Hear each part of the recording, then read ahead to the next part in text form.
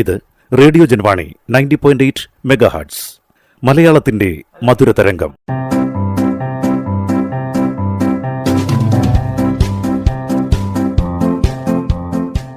ഇപ്പോൾ വാരാന്ത്യ ലോക വൃത്താന്തം കേൾക്കാം. പ്രൊഫസർ ജെ ജേക്കബ് അവതരിപ്പിക്കുന്നു. വാരാന്ത്യ ലോക വൃത്താന്തം.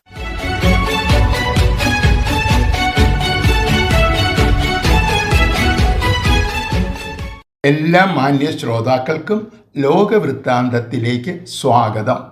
131 ഭരണഘടനാ ഭേദഗതി ബില്ലാണ് കഴിഞ്ഞ ദിവസം നമ്മുടെ പാർലമെന്റിൽ അവതരിപ്പിച്ചത്. പാർലമെന്റിലും സംസ്ഥാന നിയമസഭകളിലും സ്ത്രീകൾക്ക് 1/3 സീറ്റുകൾ ഉറപ്പാക്കുക എന്നതാണ് ഈ ബില്ലിൻ്റെ പ്രഖ്യാപിത ലക്ഷ്യം. എന്നാൽ മണ്ഡല പുനർനിർണയമാണ് ഈ ബില്ലിൻ്റെ അടിസ്ഥാന ലക്ഷ്യം. പാർലമെന്റിലെ അംഗസംഖ്യ 543 നിന്നും 830 ഉയർത്താനാണ് നിർദ്ദേശം. ഇതോടൊപ്പം സംസ്ഥാന നിയമസഭകളുടെ അംഗസംഖ്യയും വർദ്ധിക്കും. ജനസംഖ്യ മാനദണ്ഡമായി എടുത്തുകൊണ്ടാണ് കേന്ദ്ര സംസ്ഥാന നിയമനിർമ്മാണ സഭകളിലെ അംഗസംഖ്യ വർദ്ധിപ്പിക്കുന്നത്. ദക്ഷിണേന്ത്യൻ സംസ്ഥാനങ്ങളെ അപേക്ഷിച്ച് ഉത്തരേന്ത്യൻ സംസ്ഥാനങ്ങളിൽ ജനസംഖ്യയിൽ വലിയ വർധനവുണ്ടായിട്ടുണ്ട്. തന്മൂലം ഈ ഭരണഘടനാ ഭേദഗതി തങ്ങളെ പ്രതികൂലമായി ബാധിക്കും എന്ന് പല ദക്ഷിണേന്ത്യൻ സംസ്ഥാനങ്ങൾക്കും ആശങ്കയുണ്ട്. 2/3 അംഗങ്ങളുടെ പിന്തുണ കൂടാതെ ഒരു ഭരണഘടനാ ഭേദഗതിയും പാസാക്കാൻ കഴിയില്ല. ഇപ്പോഴത്തെ ഭരണകക്ഷിക്ക് 2/3 അംഗങ്ങളുടെ പിന്തുണയില്ല. എന്നിട്ടും ഈ ബില്ലുമായി മുമ്പോട്ട് പോകാനാണ് ഭരണകക്ഷിയുടെ തീരുമാനം.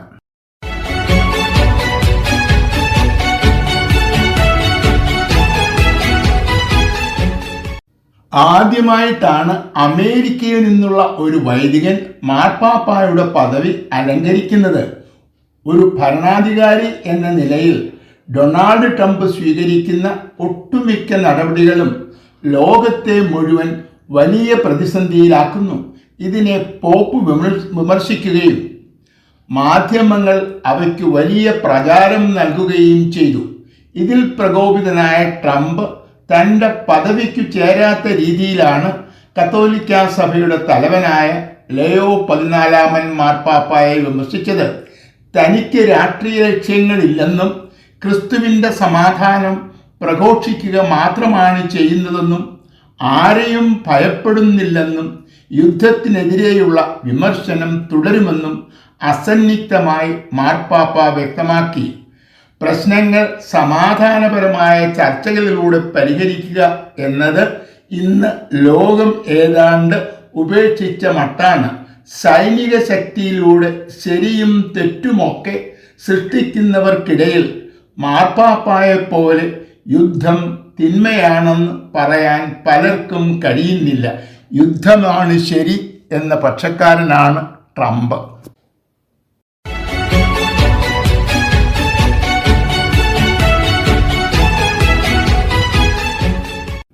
കണ്ണൂർ ഡെന്റൽ കോളേജിൽ നിതിൻ രാജ് എന്ന വിദ്യാർത്ഥിയുടെ ആത്മഹത്യ എല്ലാവരെയും വേദനിപ്പിച്ച ഒരു ദുരന്തമാണ്. മലയാളികൾക്ക് മുഴുവൻ അപമാനകരമായ കാര്യങ്ങളാണ് ആത്മഹത്യയെക്കുറിച്ചുള്ള അന്വേഷണം പുറത്തു കൊണ്ടുവരുന്നത്. ആത്മഹത്യാ പ്രേരണാകുറ്റം ചുമത്തി കേസെടുത്തിരിക്കുന്നവരിൽ ആദ്യ സ്ഥാനത്ത് നിൽക്കുന്നത് നിതിൻ രാജിൻ്റെ അധ്യാപകരാണ്. ഒരധ്യാപകനിൽ നിന്നും ഒരിക്കലും പ്രതീക്ഷിക്കാവുന്നതല്ല ഈ കോളേജിലെ ഒരധ്യാപകനിൽ നിന്നും അജിത് രാജ് അടക്കമുള്ള വിദ്യാർത്ഥികൾക്ക് നേരിടേണ്ടി വന്ന പീഡനങ്ങൾ. പട്ടികവർഗങ്ങൾക്കും ജാതികൾക്കും എതിരെയുള്ള ക്രൂരത തടയുന്നതിനുള്ള നിയമത്തിലെ വകുപ്പുകൾ അനുസരിച്ചും ഈ അധ്യാപകർ കുറ്റം ചെയ്തു എന്നാണ് പോലീസ് റിപ്പോർട്ട്. പട്ടികജാതി വർഗങ്ങളിൽ നിന്നും ഉന്നത വിദ്യാഭ്യാസ സ്ഥാപനങ്ങളിൽ പ്രവേശനം നേടുന്ന മിടുക്കന്മാരായ വിദ്യാർത്ഥികൾക്ക് പോലും ജാതി അധിക്ഷേപങ്ങൾ നേരിടേണ്ടി വരുന്നു എന്നത് സാംസ്കാരിക കേരളം നേരിടുന്ന വലിയ ഒരു വെല്ലുവിളിയാണ്.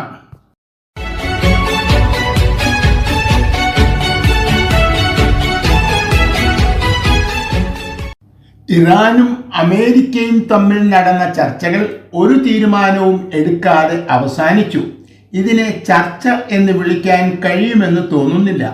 ഇരുകൂട്ടരും അവരുടെ നിലപാടുകൾ പരസ്പരം കൈമാറുക മാത്രമാണ് ചെയ്തത്. 21 മണിക്കൂർ നീണ്ട ചർച്ചകൾക്കു ശേഷം പ്രതിനിധികൾ പാകിസ്ഥാനിൽ നിന്നും അമേരിക്കയിൽ മടങ്ങിയെത്തുന്നതിന് മുമ്പ് ഹോർമൂസ് കടലിടുക്കിനെ അമേരിക്കൻ സേന ആക്രമിക്കുമെന്ന ട്രംപിന്റെ പ്രഖ്യാപനം വന്നു. ഇരു കക്ഷികളും വിട്ടുവീഴ്ചകൾക്ക് തയ്യാറാകണം. ഹോർമൂസ് കടലിടുക്കിലൂടെ പ്രവേശിക്കുന്ന കപ്പലുകളും കടലിടുക്കിൽ നിന്ന് പുറത്തു വരുന്ന കപ്പലുകളെയും ആക്രമിക്കും എന്നാണ് ട്രംപിന്റെ ഭീഷണി.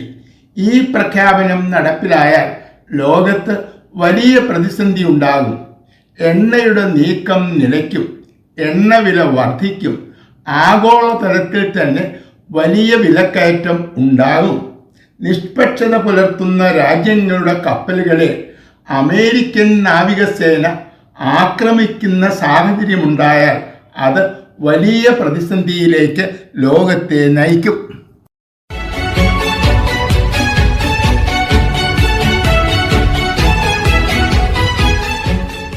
ഹോർമൂസ് കടലിടുക്കിലൂടെ കപ്പലുകൾ കടന്നു പോകുന്നത് തടയാനായി അമേരിക്കയുടെ നാവികസേന എത്തി. ഇതുമായി ബ്രിട്ടൻ സഹകരിക്കില്ലെന്നും ഇത് തൻ്റെ രാജ്യത്തിൻ്റെ താൽപ്പര്യങ്ങൾക്കെതിരാണെന്നും പ്രധാനമന്ത്രി സ്റ്റീർ കാർമർ പാർലമെന്റിൽ നടത്തിയ പ്രസംഗത്തിൽ വ്യക്തമാക്കി. ഫ്രാൻസും ജർമ്മനിയും അമേരിക്കയുമായി ഈ വിഷയത്തിൽ സഹകരിക്കില്ല എന്നും വ്യക്തമാക്കിയിട്ടുണ്ട്. യൂറോപ്യൻ യൂണിയനും നാറ്റോയും കടലിടുക്കിലൂടെയുള്ള ഗതാഗതം തടയാനുള്ള അമേരിക്കയുടെ നീക്കത്തോട് യോജിക്കുന്നില്ല. ഇവിടെയും അമേരിക്ക ഒറ്റപ്പെട്ടു. പ്രതിരോധത്തിനായി നാവികസേനയെ അയക്കുന്നതിനെ നിയമവിരുദ്ധ നടപടി എന്നാണ് ഇറാൻ വിശേഷിപ്പിച്ചത്. അന്താരാഷ്ട്ര ജലപാതയിലൂടെയുള്ള യാത്രയെ ആര് തടഞ്ഞാലും അത് അന്താരാഷ്ട്ര നിയമങ്ങൾക്കും കീഴ്വഴക്കങ്ങൾക്കും എതിരായ നടപടിയാണ്. ഇറാനെതിരെ യുദ്ധം പ്രഖ്യാപിച്ച സാഹചര്യത്തിലാണ് ഹോർമൂസ് കടലിടുക്കിലൂടെ ശത്രു രാജ്യങ്ങളുടെ കപ്പലുകൾ കടന്നു പോകുന്നത് തടയാൻ ഇറാൻ തീരുമാനിച്ചത്.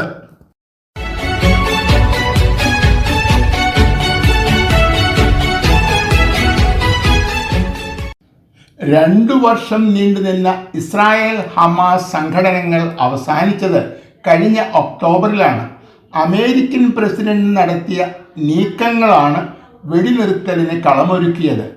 ഗാസയിൽ നിന്നും ഇസ്രായേൽ പിന്മാറുമെന്നും പാലസ്തീനികളെ ആക്രമിക്കില്ല എന്നുമായിരുന്നു വ്യവസ്ഥ. കഴിഞ്ഞ ഒക്ടോബറിൽ വെടിനിർത്തൽ നിലവിൽ വന്നതിനു ശേഷം 700-ലധികം പാലസ്തീനികൾ കൊല്ലപ്പെട്ടിട്ടുണ്ട് എന്നാണ് റിപ്പോർട്ടുകൾ സൂചിപ്പിക്കുന്നത്. ഹമാസ് ആയുധങ്ങൾ ഉപേക്ഷിക്കും എന്ന വ്യവസ്ഥ നടപ്പിലായില്ല എന്നാണ് ഇസ്രായേൽ ആരോപിക്കുന്നത്. ചുരുക്കത്തിൽ വെടിനിർത്തൽ കരാറിൻ്റെ 1-ാം ഘട്ടം പോലും പൂർത്തിയായിട്ടില്ല. 2ഉം 3ഉം ഘട്ടങ്ങളിലെ നിയന്ത്രണം ട്രംപ് അധ്യക്ഷനായ ബോർഡ് ഓഫ് പീസിനാണ്. ഈ സാഹചര്യത്തിലാണ് അമേരിക്കയുടെയും ഹമാസിൻ്റെയും പ്രതിനിധികൾ നേരിട്ട് കെയ്റോയിൽ വെച്ച് ചൊവ്വാഴ്ച ചർച്ചകൾ നടത്തിയത്. ഹമാസ് ആയുധങ്ങൾ ഉപേക്ഷിക്കണം എന്ന നിലപാടിൽ ഇസ്രായേൽ ഉറച്ചു നിൽക്കുകയാണ്. ഹമാസിൻ്റെ നിലപാടിൽ മാറ്റമുണ്ടായില്ലെങ്കിൽ ഗാസയിലെ സമാധാനം തകരും.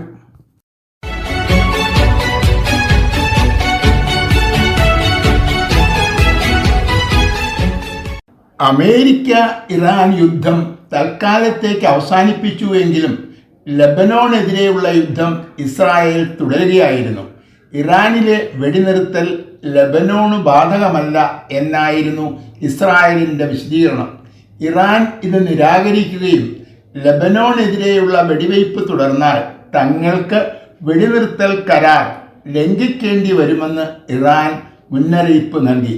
ഈ സാഹചര്യത്തിലാണ് ഇസ്രായേലും ലബനോണും നേരിട്ട് ചർച്ചകൾ ആരംഭിച്ചത്. ഇറാന്റെ പിന്തുണയോടെ ലബനോൺ കേന്ദ്രമാക്കി പ്രവർത്തിക്കുന്ന ഹിസ്ബുള്ള എന്ന തീവ്രവാദി സംഘടന തങ്ങളുടെ സുരക്ഷയ്ക്ക് ഭീഷണിയാണെന്നും ഇതിനെ പിരിച്ചുവിടണം എന്നതുമാണ് ഇസ്രായേലിൻ്റെ പ്രധാന ആവശ്യം. ഇതിനോട് ലെബനോൺ പൂർണ്ണമായും യോജിക്കുന്നില്ല. എന്നാൽ ദീർഘകാലമായി ശത്രുതയിലായിരുന്ന ഈ രാജ്യങ്ങൾ നേരിട്ടുള്ള ചർച്ചയ്ക്ക് തയ്യാറാവുകയും 10 ദിവസത്തെ വെടിനിർത്തലിന് സമ്മതിക്കുകയും ചെയ്തു. പ്രഖ്യാപനം നടത്തിയത് ട്രംപ് ആണെങ്കിലും ഇത് ഇറാന്റെ വിജയമായിട്ടാണ് കണക്കാക്കപ്പെടുന്നത്.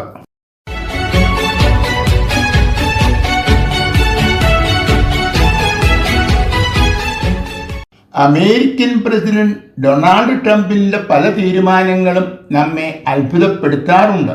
എന്നാൽ ഇദ്ദേഹത്തെ പോലെയുള്ളവർ വേറെയുമുണ്ട് എന്നാണ് റിപ്പോർട്ടുകൾ സൂചിപ്പിക്കുന്നത്. ഇദി അമീൻ്റെ ഉഗാണ്ടയിലാണ് സംഭവം. തുർക്കിയുടെ എംബസി ഉഗാണ്ടയിൽ പ്രവർത്തിക്കുന്നത് തുടരാൻ അനുവദിക്കുന്നതിന് 2 ആവശ്യങ്ങളാണ് ഇവിടുത്തെ സേനാധിപൻ മുമ്പോട്ട് വയ്ക്കുന്നത്.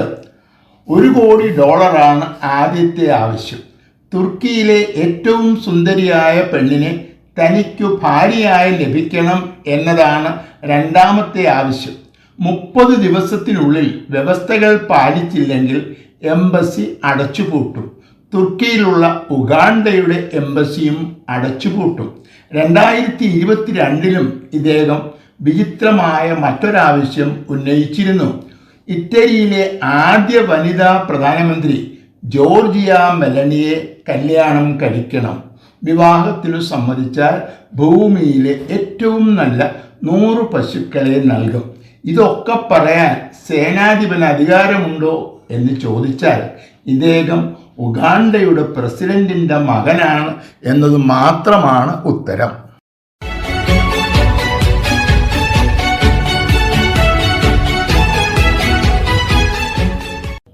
ഹോർമൂസ് കടലിടുക്കിൽ പ്രവേശിക്കുന്നതും അവിടെ നിന്ന് പുറത്തേക്ക് വരുന്നതുമായ കപ്പലുകളെ തടയുമെന്ന് അമേരിക്ക പ്രഖ്യാപിച്ചതിന് ശേഷം ഒരു കപ്പലും ഇതുവഴി കടന്നു പോയിട്ടില്ല എന്ന് അമേരിക്കയുടെ സൈനിക മേധാവികൾ പ്രസ്താവിച്ചു. ഇത്തരത്തിലുള്ള നിരോധനം തുടർന്നാൽ ചെങ്കടൽ വഴിയുള്ള കപ്പൽ ഗതാഗതം തടയും എന്നാണ് ഇറാന്റെ ഭീഷണി. അമേരിക്കയുടെയും ഇറാന്റെയും പ്രവർത്തനങ്ങൾ ലോകത്തെ സാമ്പത്തിക വ്യവസ്ഥിതിയെ വലിയ പ്രതിസന്ധിയിലാക്കിയിരിക്കുകയാണ്. ആദ്യത്തെ ചർച്ചകൾ പരാജയപ്പെട്ടു എങ്കിലും വീണ്ടും ചർച്ച നടത്താമെന്ന് ഇരു രാജ്യങ്ങളും സമ്മതിച്ചിട്ടുണ്ട്. വാഷിംഗ്ടന്റെ നിർദ്ദേശങ്ങൾ ചർച്ച ചെയ്യാനായി പാകിസ്ഥാൻ സേനാ മേധാവി അസീം മുനീർ കഴിഞ്ഞ ദിവസം ടെഹ്റാനിൽ എത്തി. ഇതിനെ അമേരിക്കയുടെയും ഇറാന്റെയും മാത്രം വിഷയമായി കണ്ട് ലോകരാഷ്ട്രങ്ങൾ കേവലം കാഴ്ചക്കാരായി മാറി നിൽക്കുന്നു. പണ്ടേ ഐക്യരാഷ്ട്രസഭ ദുർബലമായി. റഷ്യ, ചൈന തുടങ്ങിയ വൻ ശക്തികൾ ഇടപെട്ട് പ്രശ്നങ്ങൾക്ക് പരിഹാരമുണ്ടാക്കാൻ ശ്രമിക്കേണ്ടതാണ്.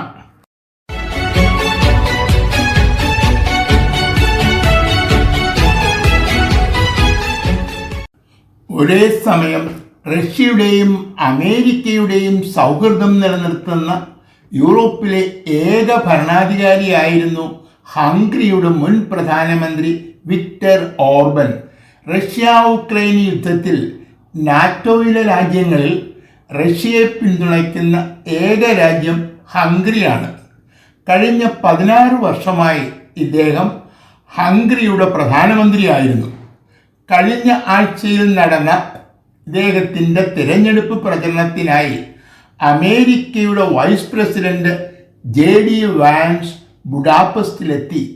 പ്രസിഡന്റ് ഡൊണാൾഡ് ട്രംപ് ഓൺലൈനായി ഇദ്ദേഹത്തിനു വേണ്ടി പ്രചരണം നടത്തി. 198 സീറ്റുള്ള പാർലമെന്റിൽ 55 സീറ്റുകൾ മാത്രമാണ് ഇദ്ദേഹത്തിൻ്റെ പാർട്ടിക്ക് ലഭിച്ചത്. നാറ്റോയിൽ ഏതാണ്ട് അപസ്വരമായി മാറിക്കൊണ്ടിരുന്ന വിക്ടർ ഓർബന്റെ പരാജയം നാറ്റോ മാത്രമല്ല യൂറോപ്പിലെ ഒട്ടുമിക്ക രാജ്യങ്ങളും സ്വാഗതം ചെയ്തിട്ടുണ്ട്. റഷ്യയ്ക്ക് അനുകൂലമായ വിക്ടർ ഓർബന്റെ നിലപാടുകൾ പലപ്പോഴും നാറ്റോയിൽ വലിയ പ്രതിസന്ധിക്ക് കാരണമായിട്ടുണ്ട്. വാരാന്ത്യ ലോക വൃത്താന്തം.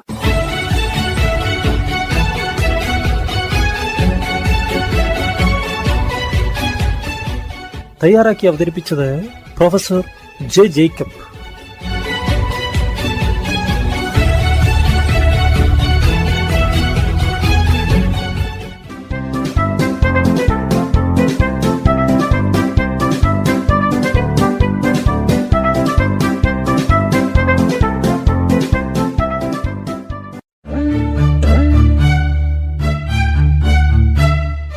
നിങ്ങൾ കേട്ടുകൊണ്ടിരിക്കുന്നത് ജൻവാണി 90.8 കമ്മ്യൂണിറ്റി FM. അറിയേണ്ടതും കേൾക്കേണ്ടതും മാത്രം.